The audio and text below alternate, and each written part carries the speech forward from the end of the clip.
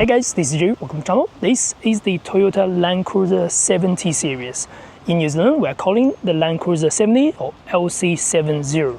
And today I'm driving an used vehicle that's been lifted with the bigger inch tires and also with the aftermarket kit, aftermarket snorkels here and there. I'm not an expert on this vehicle, so I'll tell you what I know about it. This is the newer generation with the 2.8 litre diesel version. The old version used to have a 4.5 V8 and all that things, but due to the emission and other things, I think that's been axed. So you no longer see them on the New Zealand showroom.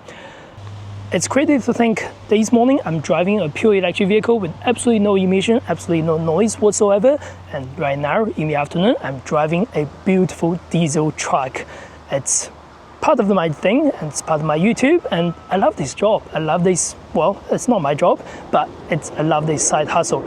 Anyway, at the front, big chunky LED lights over here, and there's daytime running around it as well. I love the new design, that looks really good.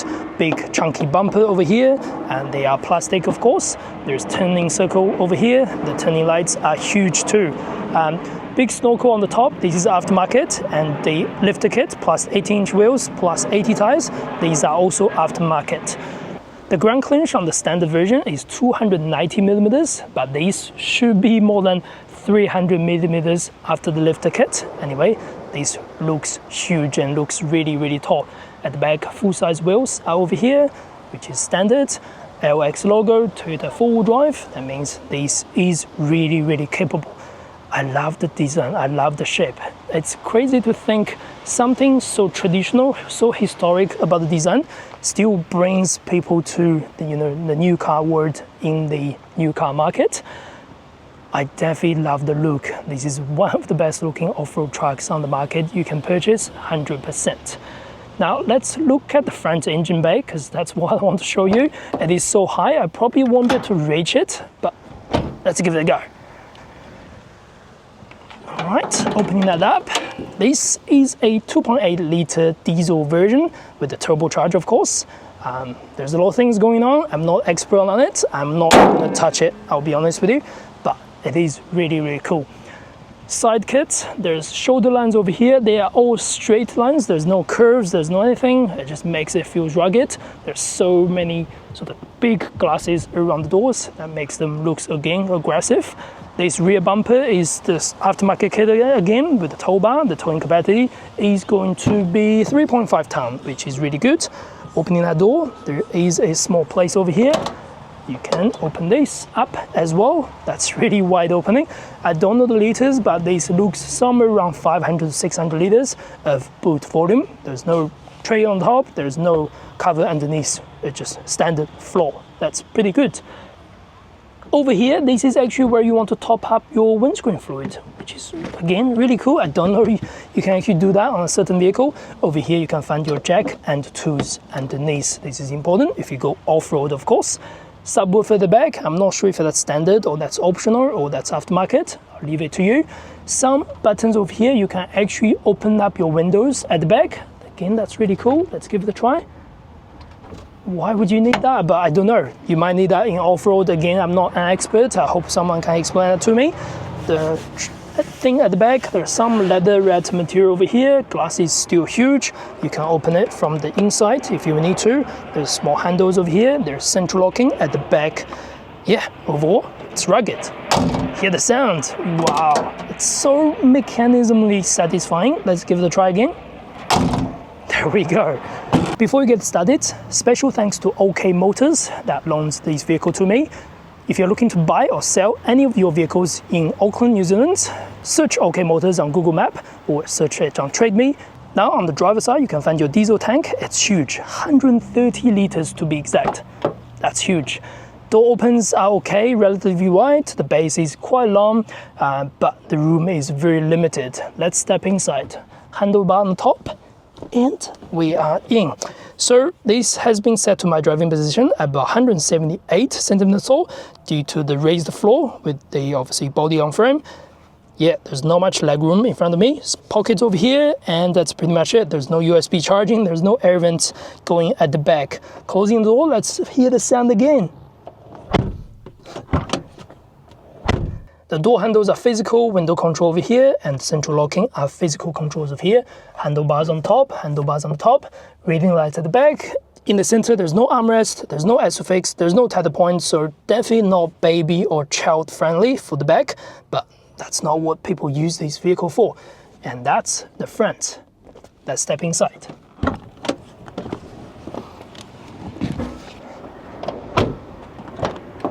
All right, so the seats is another thing. Seats doesn't go up and down at all. They just stay here. And the seat base, you can go forward and backwards. You can recline the back, but the seat base will stay at one level, which is, yeah, very, very traditional. Again, step inside. The side step is fairly small, but you can still make use of it. And let's start the vehicle. I've got the car key over here. That's what we needed. So still traditional key. There we go, that's on. Love that diesel noise. Anyway, once we're inside, we can find pretty much majority of the functions in front of us. Steering is like most of the new Toyotas these days. On the right, you can change the digital dashboard, which is a small panel on the right, but all the one on the left, that's all your traditional gauges.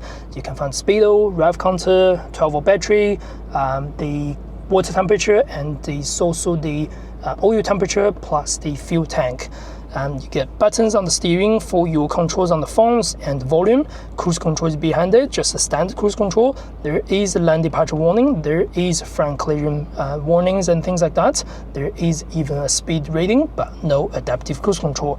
Window control over here, central locking over here, which is satisfying again. There are some buttons for your wind mirrors and for your DPI filter, idle up, auto headlights, things like that. Over here, this is a small screen, 6.7 inch. It does the job. Yeah, it's quite traditional again. It's got Apple CarPlay, Android Auto, which is actually really good. They're connected by a cable over here. Manual controls for the air conditioning, which is good. I love that feeling. Let's hear the sound.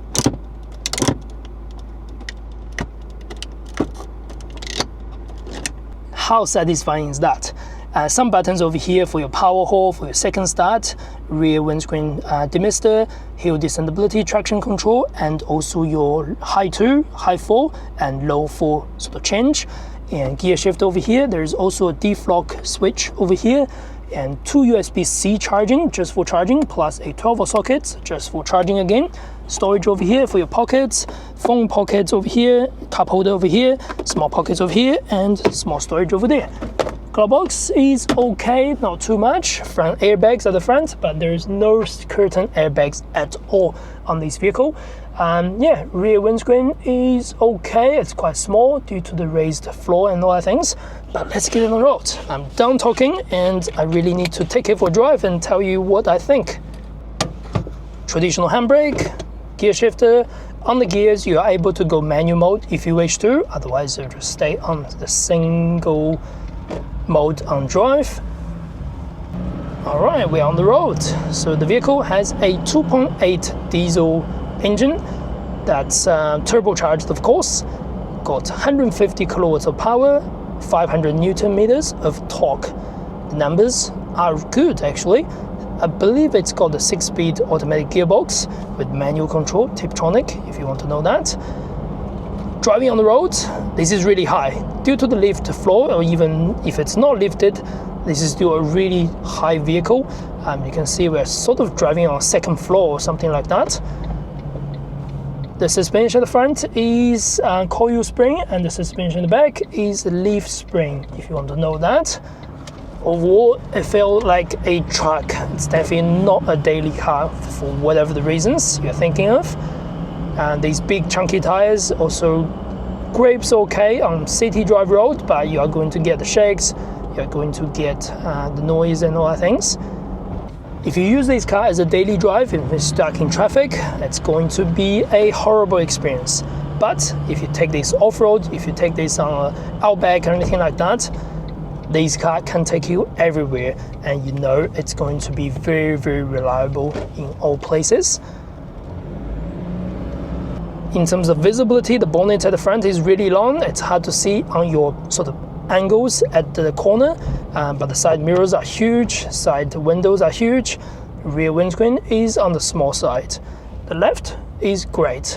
The good thing about the vehicle is its boxy shape, It's got all you need to see around the corners. There's very small amount of blind spot just at the front corner. That's pretty much it.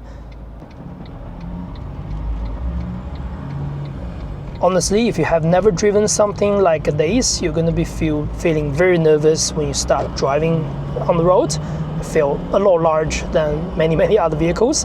The length of the vehicle is just under 4.9 meters, with the wheelbase stretched to over 2.7 meters on this sort of vehicle. And on the road, you're getting quite a good amount of engine noise, plus road noise, and the snorkel. If you open the window, you're going to hear all the sucking noise on it as well. And when you put your foot down, you can hear the turbocharged noise as well, so which is good. But the good thing is response time on the turbocharge on the diesel engine is really good. There's no hesitation at all. And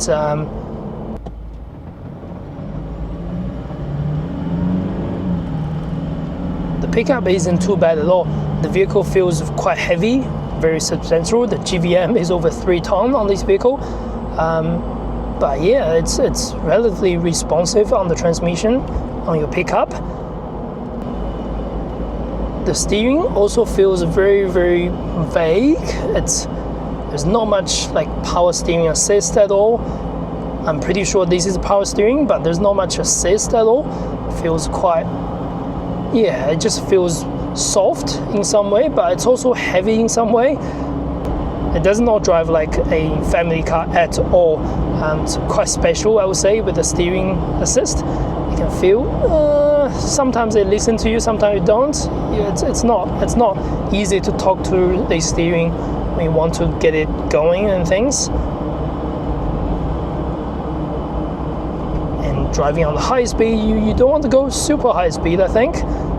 Probably not going to be good on the brake and all that things.